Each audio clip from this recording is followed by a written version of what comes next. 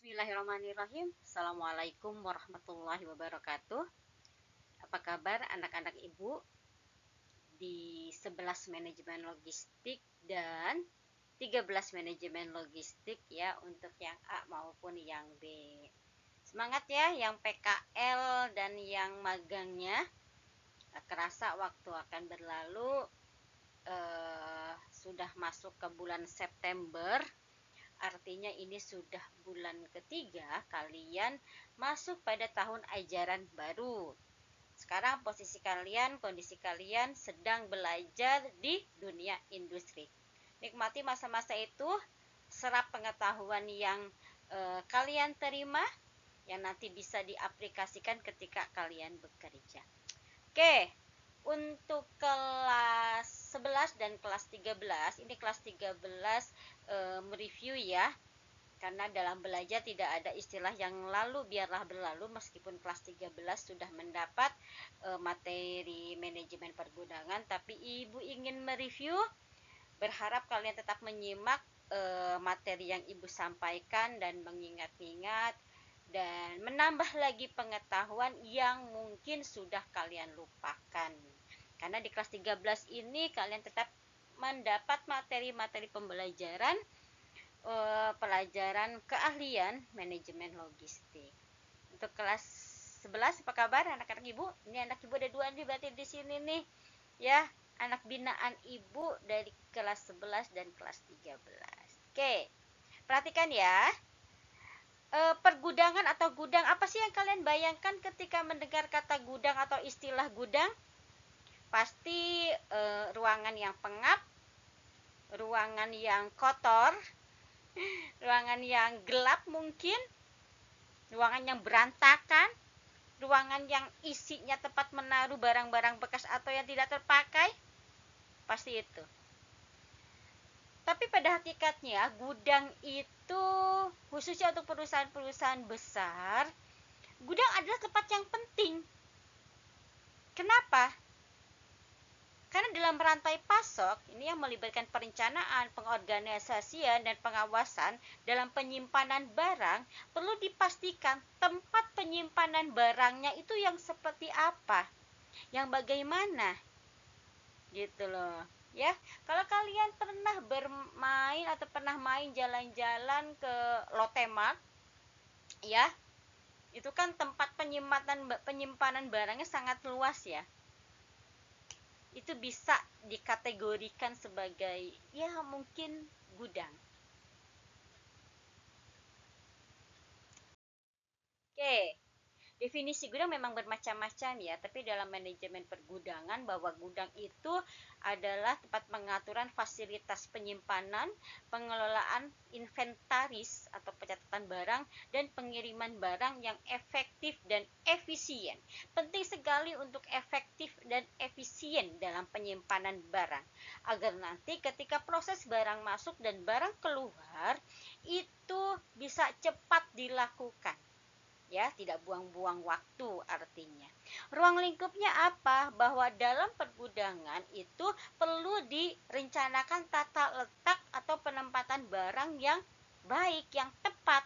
Kemudian pengelolaan stok barang, penanganan materialnya, artinya bahan-bahan atau alat-alat yang dibutuhkan, kemudian pengirimannya, artinya ketika barang keluar dari gudang tersebut itu prosesnya seperti apa, kembali lagi harus efektif dan efisien, dan pengawasan kinerjanya itu bagaimana.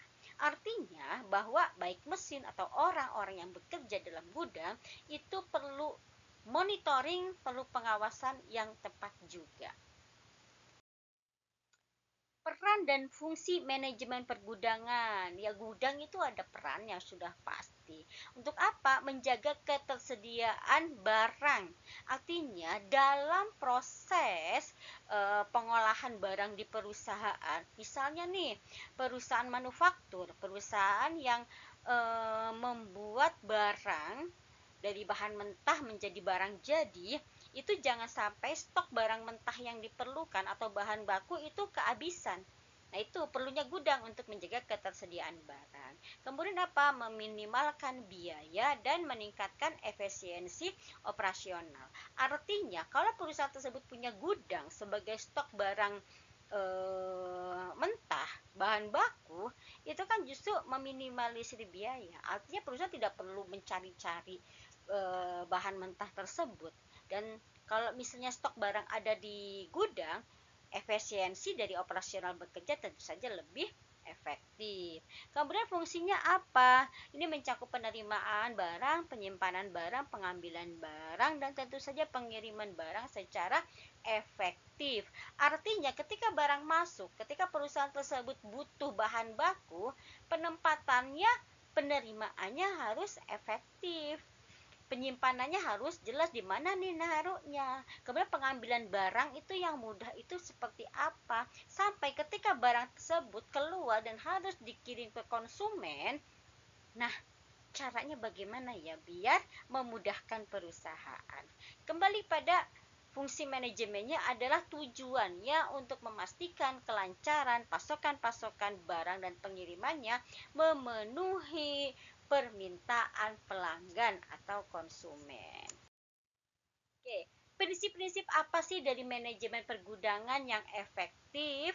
Pertama, visibilitas operasional. Artinya, pengoperasionalan bahan alat atau orang-orang dalam manajemen gudang itu harus jelas. Jadi nggak sembarangan.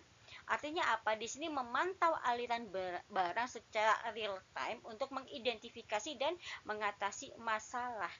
Ya, artinya apa sih? Kebijakan dan aturan main yang sudah diterapkan dalam manajemen pergudangan itu harus efektif dan berjalan sesuai rencana.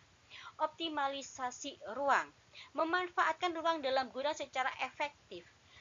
Tujuannya apa? Jadi agar tidak ada ruang kosong yang terbengkalai atau tidak terpakai, dan juga tidak ada ruang yang terlalu sempit dalam penyimpanan barang. Artinya apa? Manfaatkan ruang secara efektif dan efisien. Kemudian apa sih prinsipnya?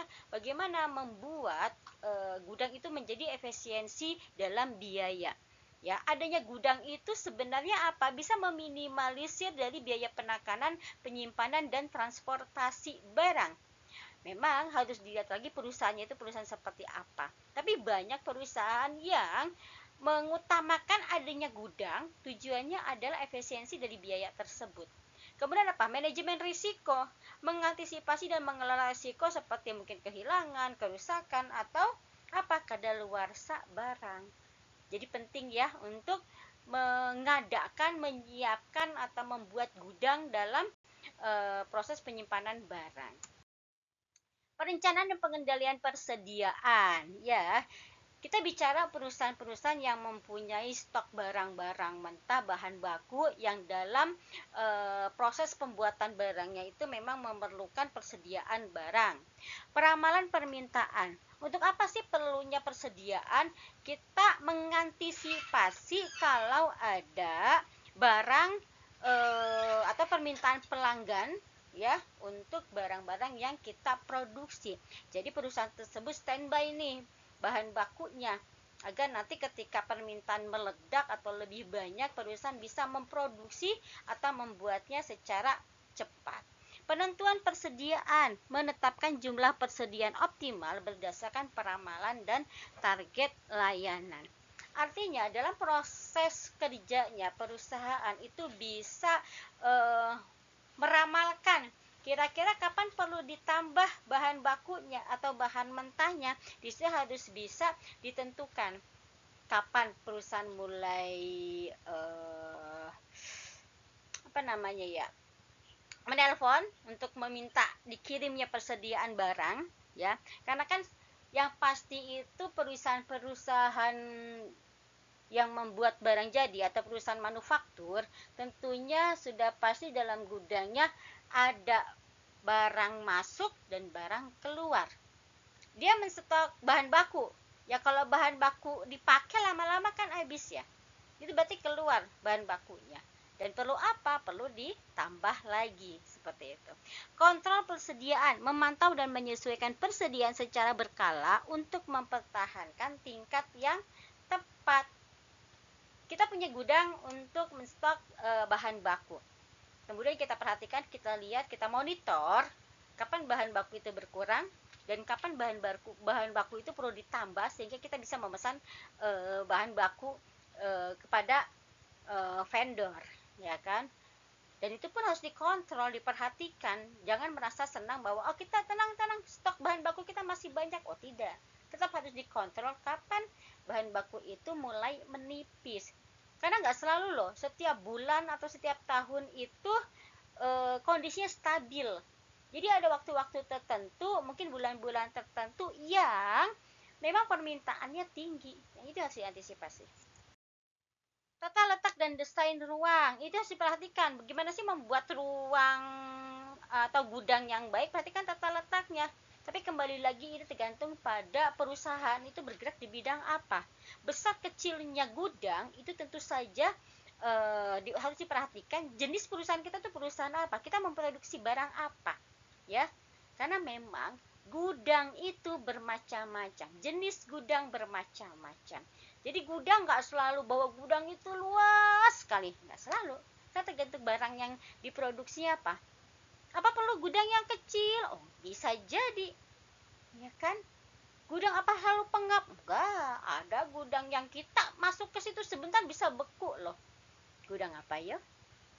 Ya, gudang freezer ya, yang menyimpan bahan-bahan mentah, ikan, daging seperti itu. Ya, nah itu segala hal yang berhubungan dengan gudang itu tentu saja nggak sembarangan. Perhatikan tata letaknya karena berhubungan dengan penerimaan, penyimpanan, pengambilan, dan pengiriman barang.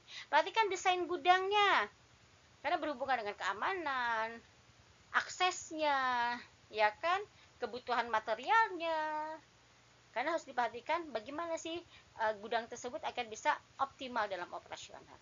Teknologinya ini juga harus diperhatikan. Jangan berasumsi bahwa gudang itu ya udah kotak gitu aja. Tidak. Banyak gudang-gudang yang bagus yang sudah menerapkan teknologi tinggi. Ini berhubungan dalam mungkin penerimaan, penempatan, penyimpanan sampai pengambilan barang. Manajemen operasional gudang ini berhubungan dengan penerimaan ketika barang masuk ya. Kemudian penyimpanan, tata letak penyimpanan, pengaturan itu nggak boleh sembarangan. Barang-barang yang penempatannya di atas atau tinggi itu yang seperti apa dan menggunakan apa itu juga menjadi perhatian bagi perusahaan-perusahaan yang memang mempunyai gudang. Proses pengambilan barangnya itu harus seperti apa dan sampai pengiriman ketika barang tersebut keluar dari gudang itu harus menjadi perhatian yang optimal. Tantangan dan tren dalam manajemen pergudangan. Oke. Kita harus memikirkan dengan baik ya tentang penyediaan gudang tersebut, tadi mulai data letak, desain sampai teknologi yang digunakan. Ya, kalau perlu otomatisasi harus. Kalau perusahaan itu mampu, perusahaan itu besar, perusahaan itu benar-benar memandang bahwa gudang itu penting, otomatisasi menjadi pilihan yang tidak bisa ditolak. Visibilitas rantai pasok, yaitu peningkatan transportasi dan integrasi data untuk memantau aliran barang secara real time. Jadi perlu juga teknologi tinggi untuk memantau rantai pasok yang dibutuhkan dalam perusahaan tersebut, mulai mungkin dari penerimaan sampai pengeluaran barang. Ya, transparansinya harus jelas.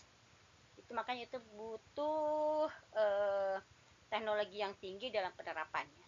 Keberlanjutan, ini penerapan praktik ramah lingkungan dan pengurangan jejak karbon dalam operasi pergudangan. Harus ramah lingkungan ya, karena perusahaan, apalagi perusahaan-perusahaan besar itu pasti dipantau oleh pemerintah khususnya dalam AMDAL-nya. Jadi ini nggak sembarangan, meskipun gudang, mungkin saja karena ada gudang-gudang yang bisa saja mengeluarkan bahan-bahan yang kurang ramah lingkungan.